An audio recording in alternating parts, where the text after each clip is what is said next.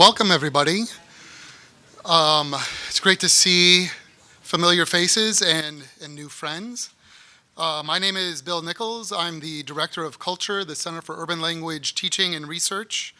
I'm also the Chair of the Department of World Languages and Cultures here at Georgia State, and in my free time, I am the President of the Executive Committee for the Association of Departments of Foreign Languages in the MLA, and where I serve along with Mark Greenberg, who is here from Kansas, University of Kansas, who's also on the executive committee with me. So a couple of quick orders of business. We're still waiting on other participants to arrive. There's a couple of events going on in town that you may have heard about. One change in the schedule, Tom Taylor is unable to join us because the governor asked him yesterday to introduce the president at the NRA convention today at noon, so he had a better offer, we could say. On the cards in the middle of the table, there is Wi-Fi access. If you log into GSU Guest, the username is GLLM, Global Languages Leadership Meeting 17, and the password is languages with a capital L, the number 4, and all, languages for all. And then I'll have some other announcements later on. So before we get started, I wanted to welcome Dean Winkler, who's here from the College of Arts and Sciences. And I want to mention the center is housed within the College of Arts and Sciences in the Department of World Languages and Cultures. And I'm happy to have Carol here, and I've asked her to give a brief welcome, but she has been an ardent supporter of our center from its initial inception as a crazy idea that we had when we asked her for some money to go to DC to attend this workshop about setting up a center that's focused on languages, and she said, absolutely. So please join me in welcoming Carol Winkler to the podium. Thank you.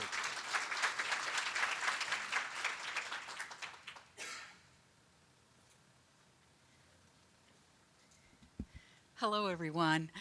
I truly just want to make sure that you know how happy we are to have you on the campus and hope that you feel very welcome while you are here. I cannot tell you how impressed the university as a whole and the College of Arts and Sciences has been with what CULTR has done already. And Bill and his team just work tirelessly, and whether it is literally lines and lines of buses of high school kids that are coming in here to figure out how they can connect to job careers if they got language training along the way, and watching them, I was telling my table, change from the sullen teenager that I have raised 2 of, and seeing the lights go on in their eyes when they realize just how diverse the opportunities are for what this can mean for them has just been extraordinary.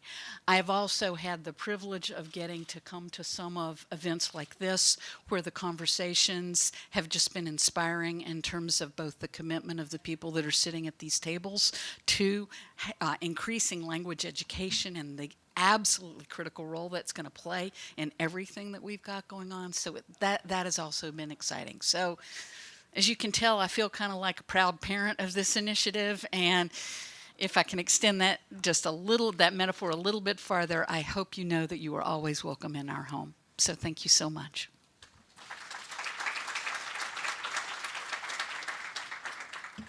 All right, thank you, Carol. I'd also like to welcome Associate Provost Wolfgang Schlör.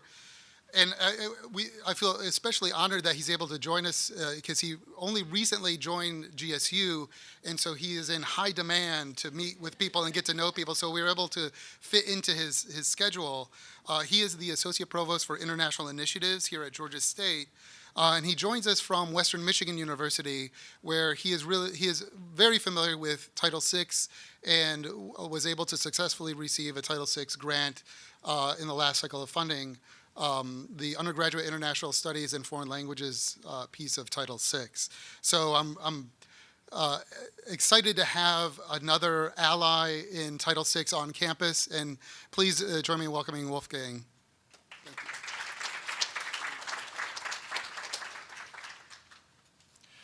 you. Good morning, everyone. And on behalf of the Office of International Initiatives and Georgia State University, I would like to add my welcome to the third annual Global Languages Leadership Meeting. An important part of my job here at Georgia State is to realize goal number 5 of our strategic plan, which is to achieve distinction in globalizing the university. And clearly the teaching and learning of global languages is an essential component of any strategy to strengthen global competency and engagement, especially when it comes to students.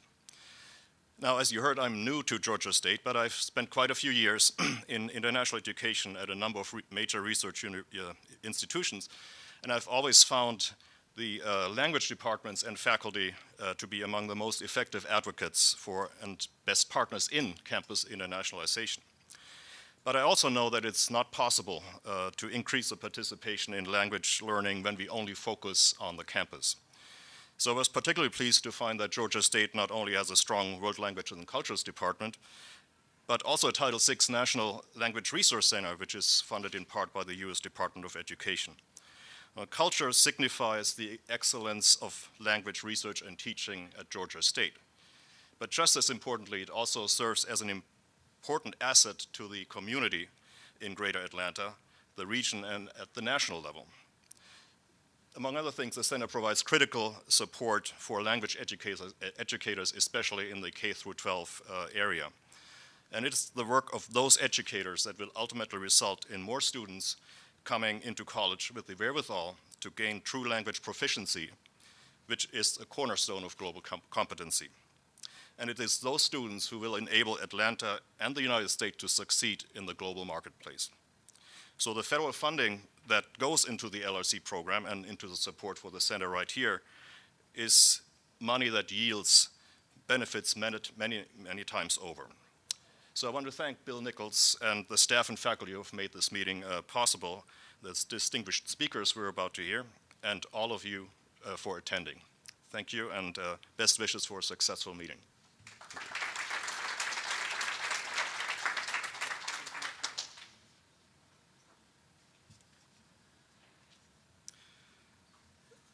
So I'd also like to take a moment to recognize the people who have really helped pull this together. First, I'd like to introduce somebody who is actually not here. Trish Nolde is the Associate Director for Culture, and she is currently in Chicago at the Start Talk conference. And Start Talk, for those of you who may not know, is a grant program that is funded through the National Foreign Language Center, which is funded through the NSA. And it's designed to create immersion programs in the K-12 continuum in summer focused on less commonly taught languages or critical languages. So we've leveraged the LRC grant to obtain a Start Talk grant, and this summer we'll be working on an immersion program in Chinese, Korean, and Portuguese. So Trish could not be here today because she is working. I'd also like to introduce our former project coordinator, Jackie Slayton, who's here with us today. She recently left Culture, but has helped us with numerous details with this event. The new team member who is taking over Jackie's duties, Christy Winkler, has participated in this event previously. She was with the Alliance Française, but she was unable to join us and doesn't start her new position with Culture until later in May. I would also like to introduce someone who I think many of you already know, David Cotter, who is our tech coordinator. So many of the emails and the Eventbrite notices and the Wi-Fi issues, anything tech related, David has taken care of. Most notably, you may not realize that this paper product has a tech component, but he has worked tirelessly for the last 2 weeks to pull this together, the formatting, the coloring. And David is a perfectionist, and when I say, well, yeah, that looks fine, then I get an email a little bit later that says, well, I did 3 other versions of this. Which one do you like better? So constantly looking to make it as perfect as possible. I'd also like to introduce Germán Torres, who is the Associate Chair for World Languages and Cultures. because we are a small operation, we have to leverage existing resources, let's say. So we pull in team members from wherever we can get them. Tim Jansa is the business manager for World Languages and Cultures, but I think his title should really change to Keeper of All Time and Space. He kind of keeps everything on track. Vicki Hanning is the administrative coordinator for World Languages and Cultures, and she is manning the table outside and making sure all the trains are running on time and on the right tracks. I'd also like to recognize Homa Rafi, who Wolfgang has allowed us to exploit. She is helping with the social media component. So if you are tweeting, the hashtag is GLLM17. So she'll be live tweeting as the speakers are talking and as the conversations are moving along. And last, but certainly not least, and I think he just stepped out, but Steve Thaxton is the guy. Oh, there he is. The guy on the floor with the camera. So he is very important. Smile. I feel like Ricardo Montalban in Fantasy Island. Smiles, everyone, smiles. The important thing is at the end of the day, don't run off.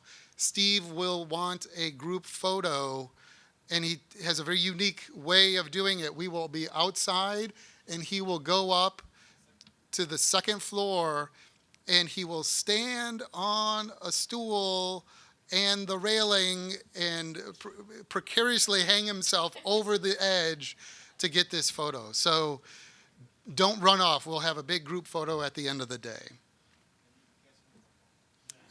Yeah, we'll try to catch you if you fall, yes. No promises.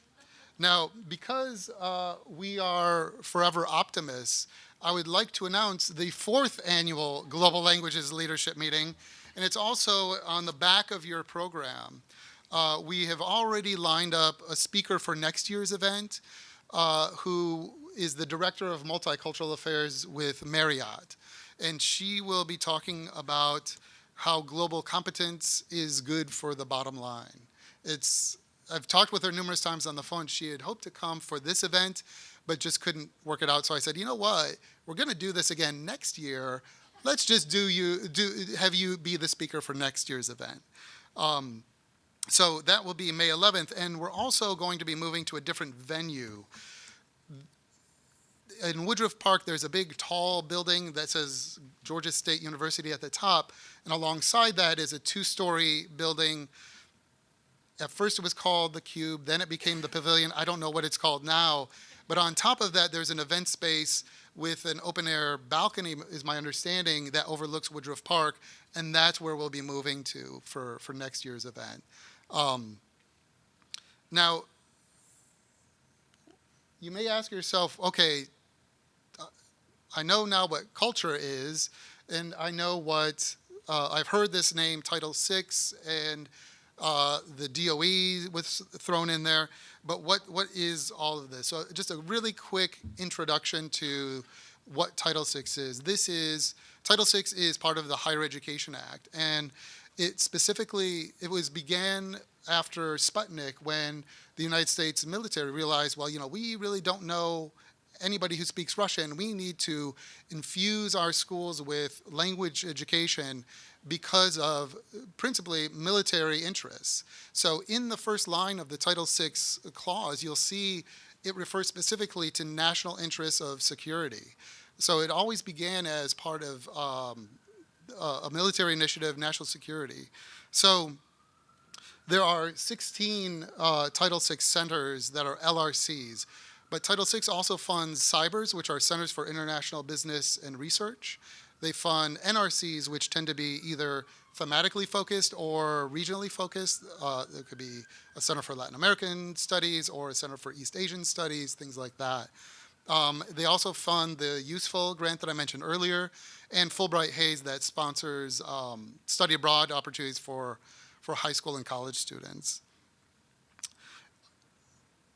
We are the only LRC in the Southeast. All of the other LRCs are located in California, Michigan, the East Coast, but we're the only one that serves the Southeast. In 2014, there were several competitive priorities that the Obama administration focused specifically on these four things. Institutions that could meet these four criteria were put at the top of the list. And you'll see that the focus that CULTR has hit on each one of these. When we went to that technical workshop that I mentioned, and they started outlining the new competitive priorities, and that was in fall of 2013, almost 4 years ago, the team that I was with, we started saying, okay, ding, ding, yeah, so we hit all of these competitive priorities. And just, thinking about the identity of Georgia State as an urban institution, a minority serving institution, and its connection with the community.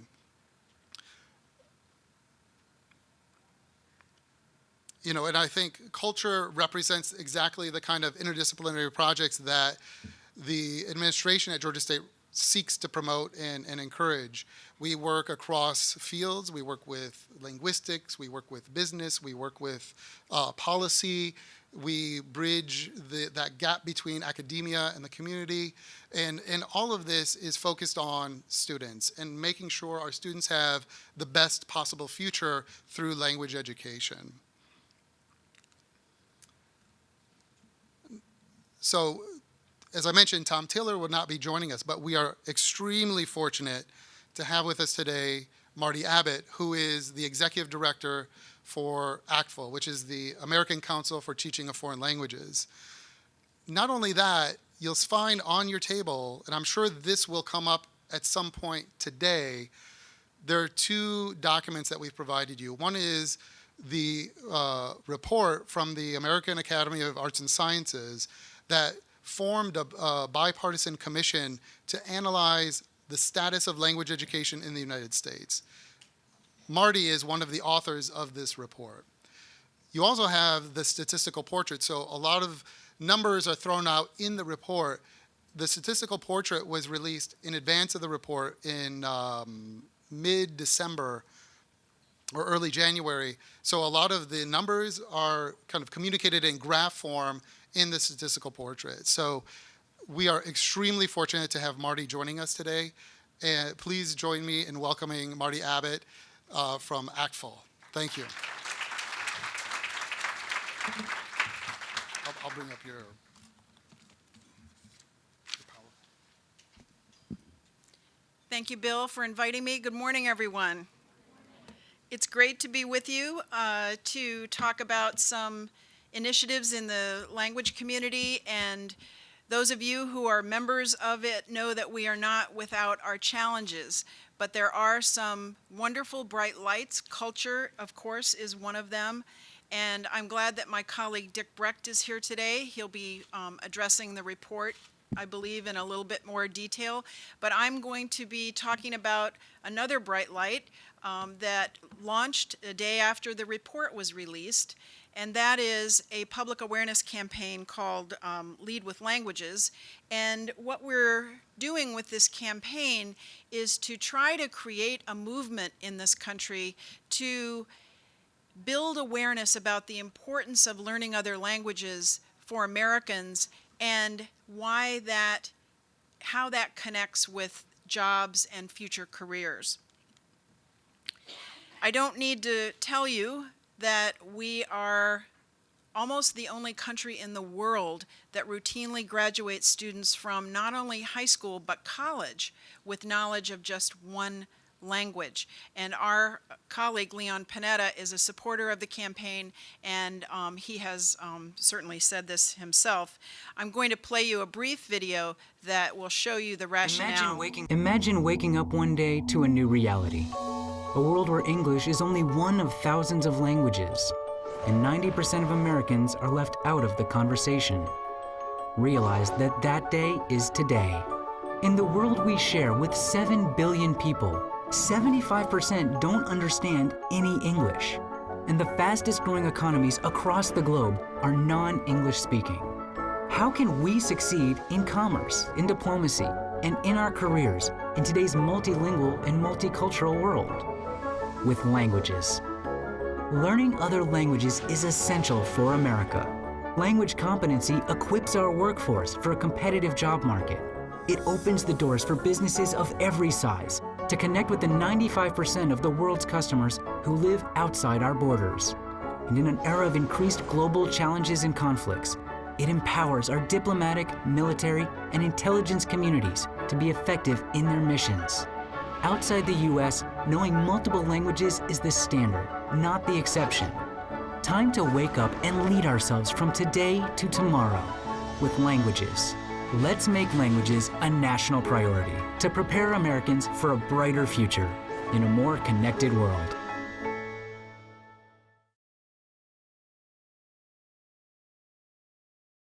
So that's the basic goal of the campaign, to build awareness.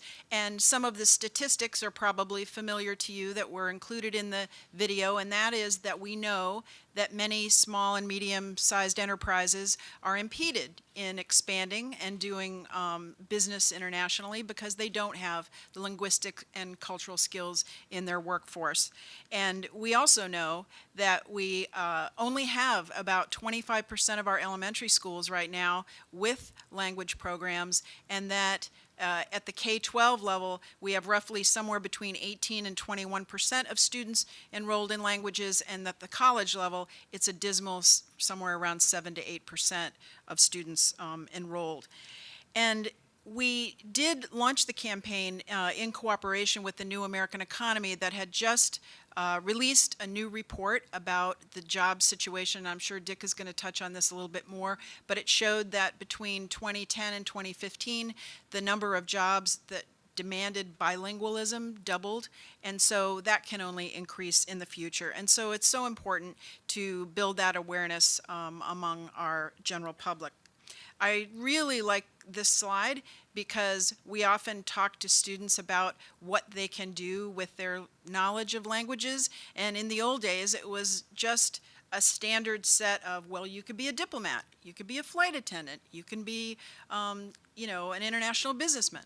But if you look at the slide, it doesn't matter what career you're going into, languages are going to be an essential skill, and they are rapidly becoming an essential skill. And sometimes we think our students don't get it, and I remember what Carol said when she started about the reluctant teenagers who come for World Languages Day at CULTR. And here we have a quote from James Tobine, who works now at Alibaba in marketing, and he said, in high school, I really wasn't interested in languages. I didn't see what it was going to do for me. And now, of course, he speaks Chinese and other languages, and he uses it on a daily basis in his jobs. So if we look at the campaign objectives, we want to build that awareness so that more students enroll in languages across our country, that we build language programs, that we strengthen them, that we expand the languages that are offered, that they reflect the heritage communities from which many of our students come, and that we build awareness among those heritage speakers that maintaining their native language is critical, because we know, and some of the statistics you have in the statistical report show, that by the third generation, the native language is virtually lost in most cases. So that's an asset that we have as a country, and one that we need to build upon. And then, of course, engaging our leaders and those who are decision makers is critically important. I am not going to touch on the AAAS recommendations because Dick's going to talk about that, but as you look just quickly, you see. Okay. Yeah, okay. Yeah, we coordinated ahead of time, so. But anyway, you'll see some of the same words in the 5 recommendations of the report. Looking at building programs, solving our critical language teacher shortage, building our heritage community, building Native American languages, working on community resources to leverage advancing languages within the community through public-private partnerships, which I think CULTR is very good at doing. So we have a lot of the same recommendations in the report as we do in the goals of this campaign. We have a variety of stakeholders, but I want to say that our primary stakeholders in the campaign are parents and students. We have found through national opinion polling that the awareness among parents and students about the value added of having another language is extremely low. they do equate it to personal success. They do make statements like, if I knew another language, I would think if my child knew another language, I would say they were very successful. So they do equate it with success, but they really don't know the benefits that it brings in terms of career aspirations and getting a job and using those skills as an asset.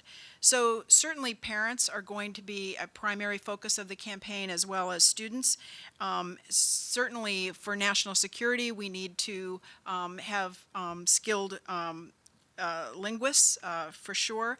And in terms of businesses, we need to make them aware and help them learn to speak up for languages. We have a lot of businesses that talk about the importance of needing bilingual workers, but they don't really step up to the plate and put their money where their mouth is and actually do something about it and lend support to the language field.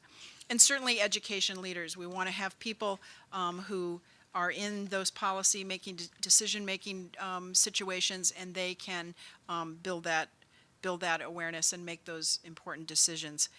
We have an honorary council that is composed of well-known people. You'll see John Huntsman, former governor of Utah, former ambassador to China, now ambassador to Russia, is on the honorary council. You'll see Congressman David Price from North Carolina, Senator Chris Murphy from Connecticut, and some other well-known people who have lent their voice to this campaign.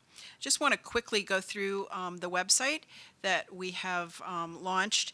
And one of the biggest, most clicked on issues is right there, and it's 10 myths about learning a language. So a lot of people are interested in that and have clicked on that to see how those myths are busted in the main site of the campaign. We also have a section that is devoted to specific languages, so you can click on a specific language and see a lot of resources that are available. This one has to do with leading with Chinese, leading with Mandarin, and so on those language-specific pages, we have a lot of information about why that learning that particular language is important, where you can learn that language, what scholarships are offered around that language, and other resources that are pertinent to those specific languages. We also have the top 10 reasons for learning languages. This has been another popular click on the website as people have explored and tried to learn more about it.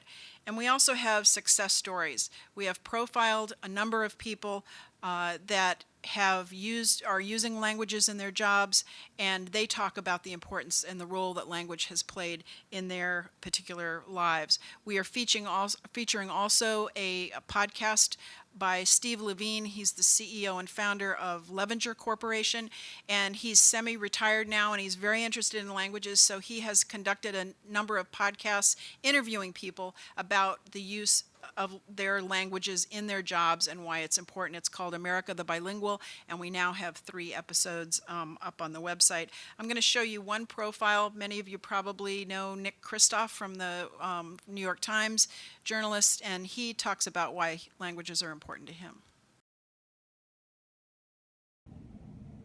I love foreign languages, and I've struggled with a lot of them, even though they haven't always been good to me. You know, years ago, as a young man, I was studying Arabic in Cairo, and I was so proud the first time I was going to have an Arabic conversation. A doorman of a building, he said to me, "Ismak," and I recognized that means, "What is your name?" And I am so excited about to have my first Arabic conversation, so I say, "Ismi," my name is. And I think Nicholas Kristof is way too complicated, so I just say, "Ismi Nick." And he runs away. Well, how would I have known that Nick in Arabic is the F word?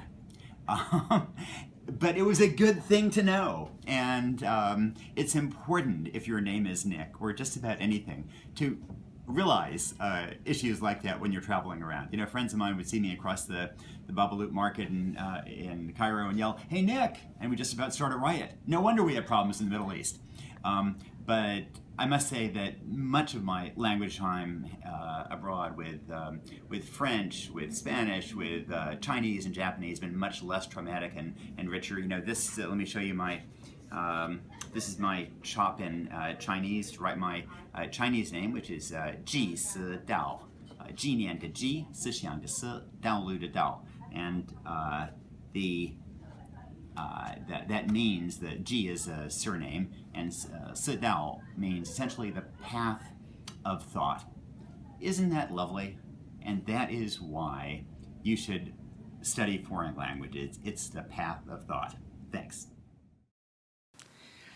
Obviously, he's very proud of the languages that he has learned. We also have Clarissa Ward, a CNN international correspondent, who's done a video as well. So you can find them on the website, share them with your students. We have a section on language programs, all about programs in colleges and universities, the LRCs, the flagship program, all kinds of information for people who are going there to find out about college and university programs and scholarships.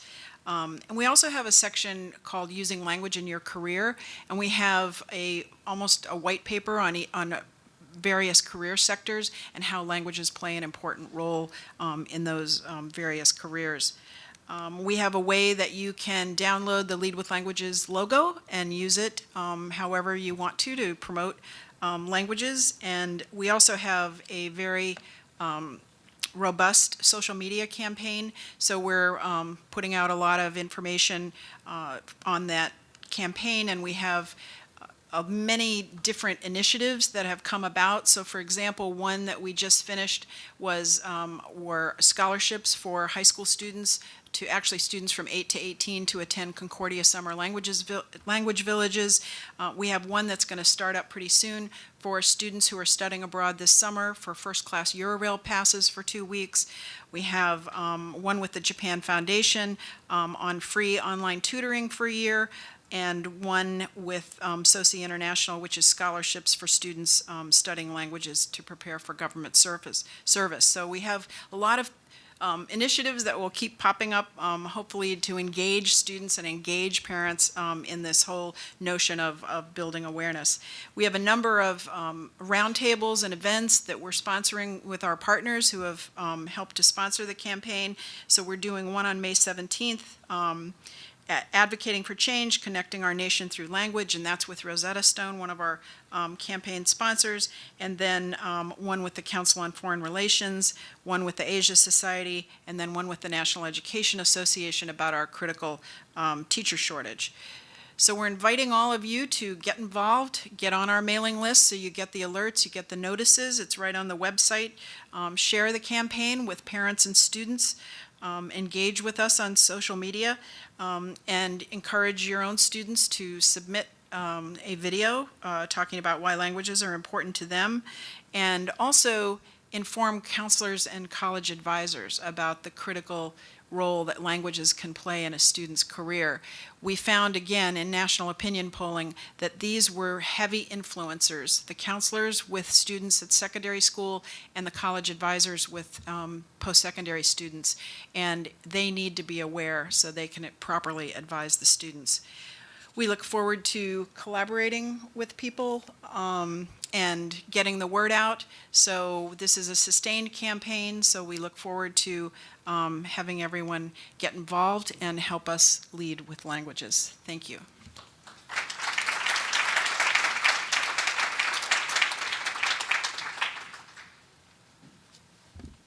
All right, thank you very much, Marty. So maybe it's starting to become clearer why you all were invited to participate in this event today.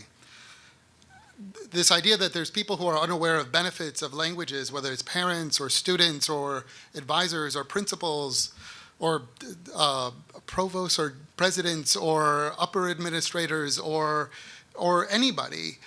What we're trying to do here today is create this space of convergence of various stakeholders, all of whom have a vested interest in promoting language education, because it's good for business, because it's good for our communities, because it makes us safer, and it makes us better people. So what we've tried to do is organize an event where we bring policymakers, business leaders, nonprofit organizations, academic administrators, education leaders, to talk about how we can help each other, to collaborate, to network, and to develop what I've come to call a symbiotic relationship. What can I do as a department chair to create curriculum that would benefit business leaders? What kinds of internships or opportunities can they do for students to gain real-world experience with their languages? What can legislators do to promote policies that will encourage all of us to think about languages in different ways, like the Seal of Biliteracy? So this event is envisioned as a way to start a conversation, look for those collaborations, and think about how we can work together to promote languages in our country. So in your packet, what you'll find is the lineup for today and a description of our center, the biographies for our various speakers. But opposite of where you see about culture, one of the things that we try to do is look for these ways where we can tell the story of languages in a visually impactful way. So we have begun developing infographics. All of them are available for free on our website. But if you look at this from a global talent survey that was conducted between the Joint National Committee of Languages and Michigan State University, you'll start to see that when they interviewed these some 2,000 human resource departments, some interesting things came up about what they're looking for in different kinds of candidates for their jobs. They're looking for people who have the ability to empathize with cultural diversity. They're looking for people who can work well in a team and who have this kind of global outlook on the world. And so we've translated that into a very visually engaging document. And you'll find more of these kinds of things. And the idea is then this goes to parents, this goes to students, this goes to principals, so they can begin to understand why languages are vitally important. So there's also one other cornerstone initiative that we have at CULTR that is the kind of companion to this event. Let me bring my PowerPoint back up.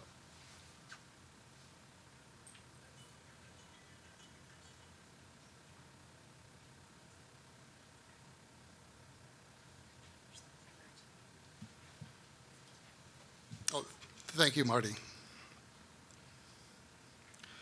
So last year, we started a new event that was seen as the complement to this event, where we bring, and Carol had made reference to it, the World Languages Day event. So this is something where we bring high school students. Essentially, the idea is, let's take out the middleman. Get me out of the picture. If students hear from me, you need to study languages, they automatically assume, well, this guy, he's the chair of the language department. What else is he going to say? I feel it carries a lot more weight when they hear from CNN, CDC, all of these major companies. We had the AFL-CIO, the FBI, Mercedes was there. They hear directly from Mercedes about the need for languages, and it doesn't have to be German. The person that came was actually a Spanish major from our university, from Georgia State. So they're looking for people who have this ability to think globally. Whether they're using the language every day or not doesn't matter, because these companies understand that there's these other benefits. Goodwill was there. A number of you were at this event last year. So the idea is that they hear directly from employers about the global skills they need to be successful in the workforce. And what I tell businesses who say, well, I don't know if we should go, I said, look, this is your opportunity to mold and frame and direct your future workforce. These kids are right now thinking about what they're going to do after college. You have a chance to influence what kind of an employee they're going to be for you. So I'd really want to make sure we thank the sponsors from last year's World Languages Day. Mercedes, our cyber here at Georgia State, Vista Learning, McGraw-Hill, and of course the Office of International Initiatives. They were key partners in making that event last year a success. And you also see in your packet, there is a list of who the participants were. They came as exhibitors. It is free to participate as an exhibitor. And the impact you can have. We had close to 2,000 students last year come, both high school and college students. And as Carol said, their eyes lit up when all of a sudden they realized, look, I thought what I could do with the languages is teach, and that was it. But then you're seeing in this room, you have people who represent security, hospitality, travel, finance, all this wide, and nonprofits. American Red Cross was there, and labor, AFL-CIO was there.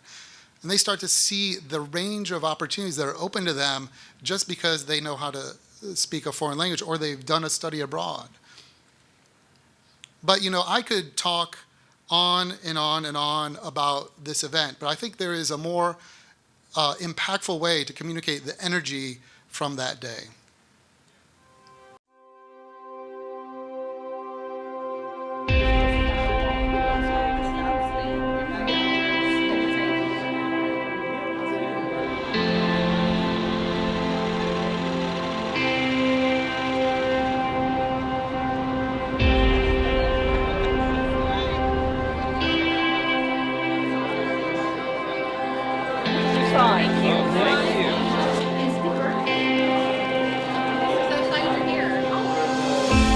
There's 320 million people in the United States, right? That's a lot of people. But 90% of Americans don't speak a second language. If you guys pick one up, that puts you in that 10%. That gives you a leg up.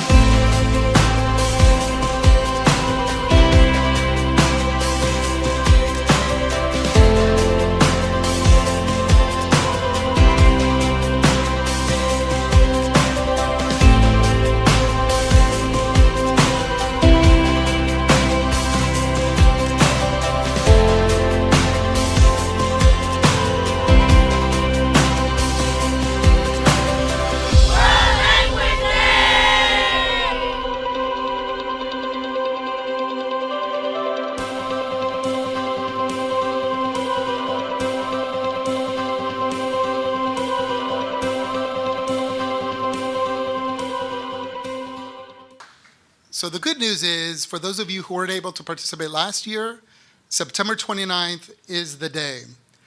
The registration is open. I encourage you to get involved. Visit our website, culture.gsu.edu, WLD-participation. We will be sending that information out after the event, and I encourage you all to attend, participate, talk with students, and for right now, we're going to move toward lunch. So I encourage you all to start talking to each other, thinking about collaborations and how we can work together. Thank you. So I think lunch is out, so we can go ahead and, in an orderly fashion, move toward the buffet. Thank you.